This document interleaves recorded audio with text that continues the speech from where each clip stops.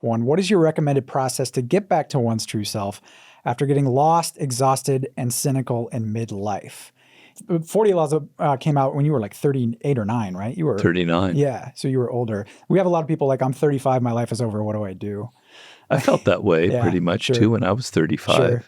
Well, as I said, everyone's different, and I don't know where this person comes from, but hopefully in that period up until your age of 35, you have done something with your life. You have learned some skills. You have followed some kind of career path. It just wasn't the right one, okay? But you can't just junk all of that and suddenly start over. You have to build from what you already have, right? It's kind of an organic process. You can't just suddenly start from a blank slate and say, I'm going to go completely redraw the course of my life. You're setting yourself up for misery because that's not how the world works.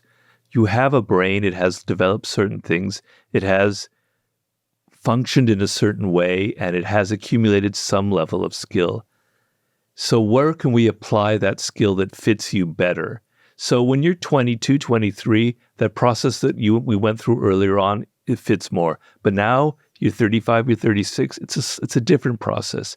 And if you're 50, it's even more different process. If you're 70, I don't think there is any process anymore. I think it's over. But I'm trying to see in the seeds of who you are, the 35-year-old, where it went wrong. And so I like to go back to people and sort of go back where they felt like they made a wrong turn. Mm. And often where they made a wrong turn was they decided on a career either because it was money and they needed the money, or because people told them that this is what they should go into, right? Like your parents. Yeah. A lot of people who end up becoming lawyers, I don't mean to pick on lawyers because we need lawyers, obviously, but they go into law school for that purpose to make money. And then they kind of burn out because certain kinds of law just are so repetitive. And there's and after you turn 35, like, shit, I'm just trapped in this thing. I'm so bored. I'm so turned out. So we got to go back and figure out where you made your wrong turn. And often it's because you listen to someone else or you grab for money. All right. So you grab for money because you're anxious. You feel like you don't know if you're going to make it in this world. You need to eat, and you're worried about your future and your career. Okay. So if you're 35 and you made a wrong turn and you still have that anxiety about making money, we have to prescribe something that fits you. I don't like telling people to do things that are going to ruin them, going to make them miserable, or that can potentially really screw up their future. Mm-hmm. I'm very sensitive to that. Mm-hmm. So if money is very important to you, we have to take that path that you're on, and we have to deviate it a little bit in a slightly different direction. And I talk to people about that, and we go back into their childhood. We go back into things that indicate more of where they would like to be. And even if you're like flipping burgers at In-N-Out, there's going to be some other path slightly different from that will still be better than where you are right now. Okay? So if the money thing isn't so important, if you're not so anxious, then we have a little bit more latitude to explore and go into something. That deviation doesn't have to be like this. It can be maybe more like that, but it can't be like this. Yeah. Okay? So everything depends on who you are, your psychology, and your level of anxiety plays a very important role in this, because making these changes can be very frightening. I once had some guy who was in his mid-20s who was basically trapped at a terrible job, kind of like a fast food type job. And I was very sensitive. He had a wife and some kids. And I said, all right, we figured out what he really wanted, what he was really excited about, which was great, because otherwise you never do figure that out. And I said, don't quit your job, but I want you to start studying this new field on the internet, absorbing it at night in the 1 or 2 hours that you have free. And then I want you to go to night school and maybe work 4 days a week and spend some time there. You still can pay your bills and go to night school. He said just the thought of doing that made him feel 1,000 times better that there was some kind of hope, that there was a path. Yeah. Right. So I've got to work with the individual and where they are, and deal with the anxiety about making a living.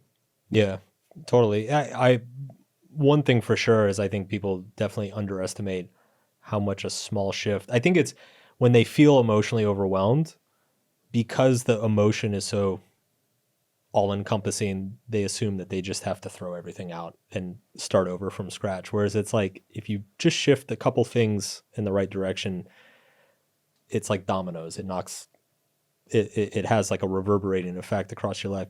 It was really interesting though. We ran a survey maybe 3 or 4 months ago on our audience. And one of the questions we asked, purely out of curiosity, was just, what are you struggling with right now? Like, what is the biggest struggle in your life? And it was very interesting among the middle-aged cohort, say people in their 40s and 50s.